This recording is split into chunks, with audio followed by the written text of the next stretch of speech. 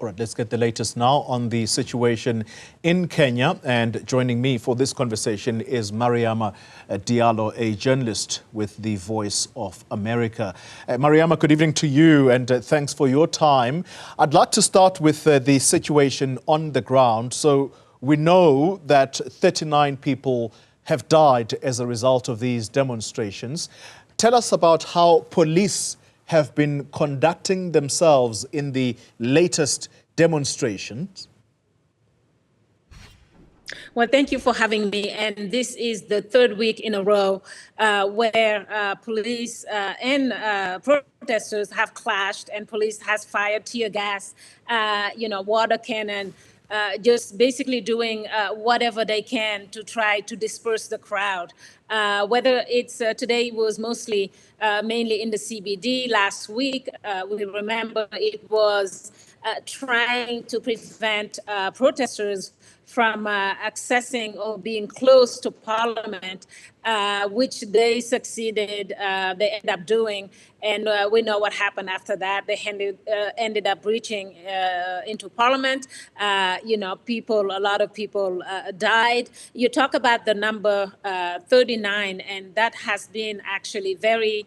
The death toll has been, the numbers have just varied, because I think the Kenya National Human Rights Commission last week, or even up to 2 days ago, was saying it's about 25. President Ruto had refuted that in the interview that he did with local news on Sunday, talking about 19, basically not agreeing with that number. So there's just so many things going on, from the number of people injured, the number of people who died, the way police has been behaving with the protesters, but to also be fair, protesters have been, throwing stones at police as well.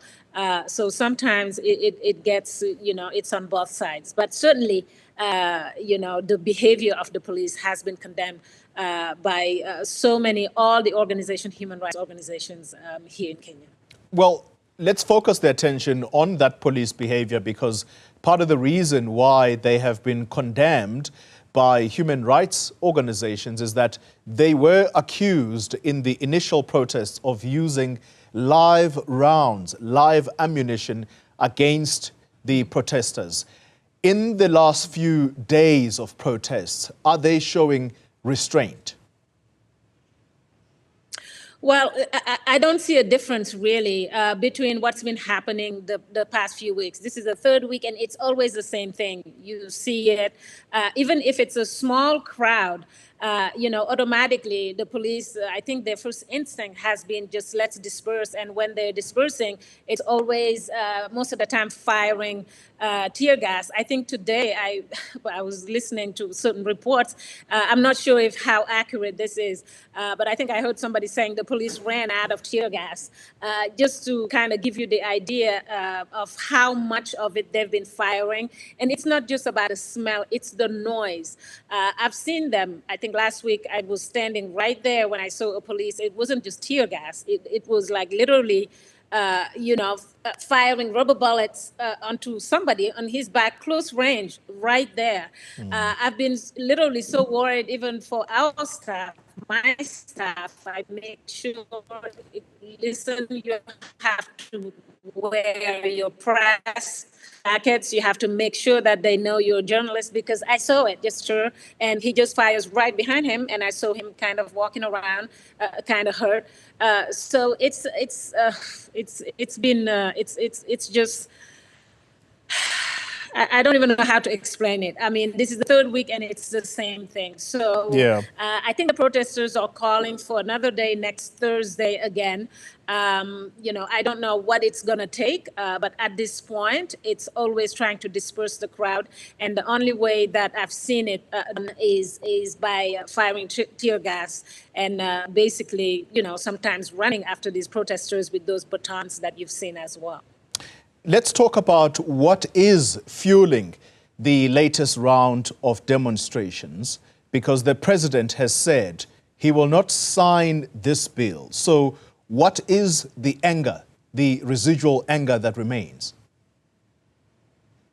Well, I think it started obviously with the proposed tax hikes, and obviously the president and members of parliament have, in their views, they've made the effort to not sign the bill. At least the president has withdrawn that bill, but I think when you talk to the protesters, when you talk to the activists, what they are judging is basically, how President Ruto has been handling it. I think his first speech, a lot of the protesters have felt that he was very defensive. He defended his, police. He's also said that he's not completely blaming the protesters. He's also claiming that there are criminals, in those groups that are looting, that are, putting certain business.